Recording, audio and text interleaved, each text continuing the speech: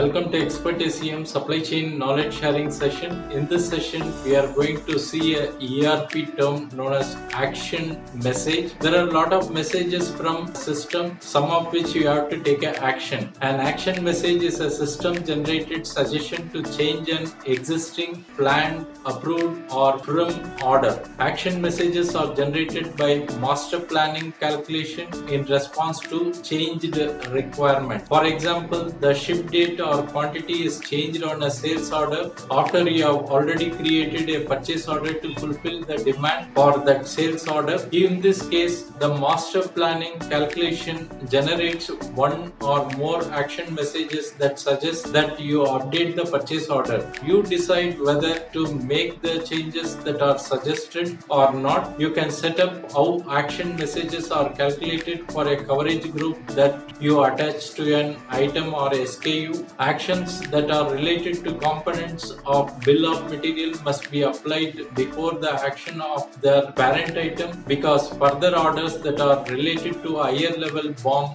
might be affected. You must then run master planning again to recalculate and suggest appropriate action. Action messages for orders that supply safety stock will never suggest decreasing the quantity below the quantity that is needed for safety stock. In other words, if there is an order that is supplying safety stock and consumer demand and the demand is decreased or cancelled, master planning will suggest decreasing the planned order by the decreased demand. However, it will never suggest a value that will be lower than the safety stock that is being planned. Thanks for watching. Bye.